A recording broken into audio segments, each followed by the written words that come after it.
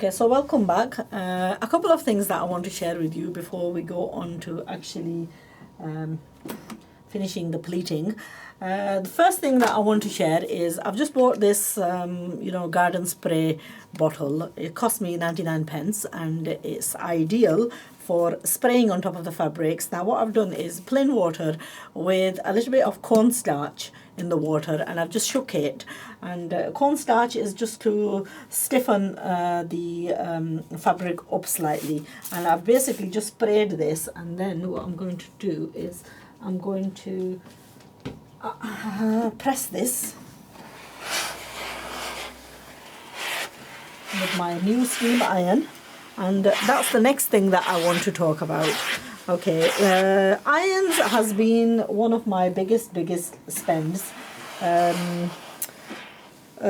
the years, I have probably spent over £1,000 on irons alone. And you know what? They are, with sewing, I think you need a very good quality steam iron, because if you burn one or two suits, and expensive suits at that, then the price of the iron will actually just end up costing you double. So okay, so what do I have to say about this iron? Well, this one is a Bosch. It's a Bosch Sense6 B20L. Okay, it's quite noisy. You can hear the generator going off on one. And these irons, actually, one of the problems with these irons is they actually kill it with water. They drink up so much water. I just filled the tank up and it's empty again. So I'm gonna have to refill the tank. That's why it's making so much noise. Okay, so what advice would I give in regards to irons?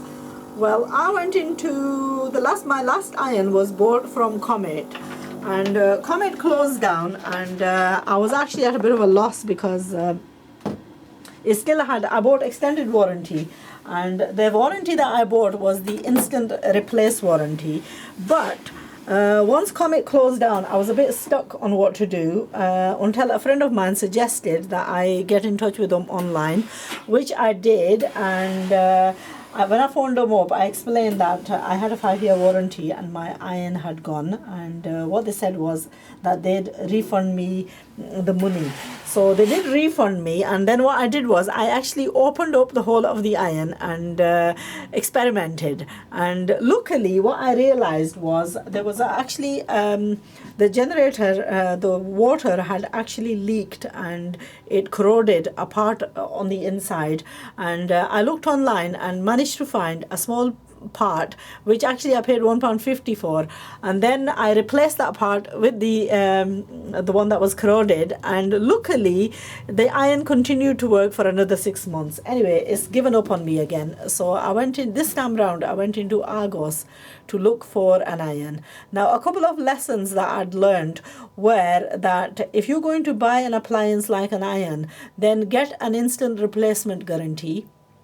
With that, what you do is you take your old iron back. If it stops working, you take it back and you get another one in exchange, rather than sending that off for repairs. Because if you're going to send it in for repairs, then what are you going to do in the meantime that you haven't got the iron? So last time I had that problem, and I ended up buying another one in exchange, and then I had two, and then they both cocked up on me. So it's been a long ongoing process with irons. Anyway, the lesson that I've learned is buy an instant replacement cover, a 3-year warranty with your iron, and that I think the regulations are that if an item, many of the stores have this sort of a,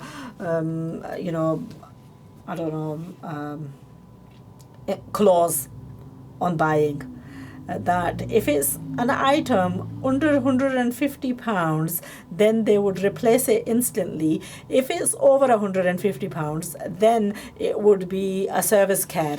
which means that either an engineer will come out to have a look at it, or you will have to send it off to the repair center to get it repaired. So I like the idea of instant replacement, and so I paid 129.99, I think I paid for the iron, and then I paid another 35 or 40 pounds on top for the 3-year warranty. So this one, let's give you a glimpse of what this iron looks like. Well, basically that's the iron, and it's got a water tank. The water tank actually empties out very quickly, so you have to constantly replacing it. Also, when you buy an iron, make sure it has an on and off button. Otherwise, if you have to turn it, and I think it has an automatic facility where it goes off as well. Anyway, that's part of the information about the iron. With regards to the pleating, basically what I've done is I've pleated all the fabric and pinned it, and what I'm going to do is take out the pins and share with you what this looks like. Now once these are formed back, they will actually, and once it's hanging, it will hang absolutely perfectly. Now what I'm going to do is I'm going to tear into this, because it's I've done it double pleated so that I don't have to pleat it twice.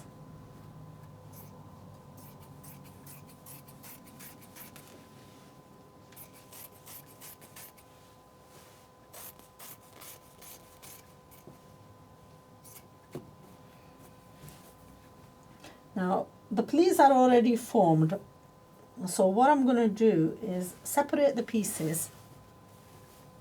It has got all the iron marks in, and I'm going to take this to the sewing machine, and I'm going to just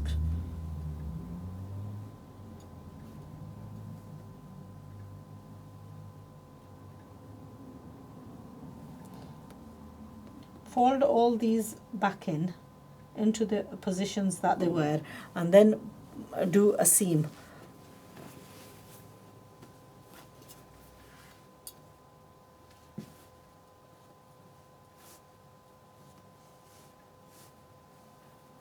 And just tuck these down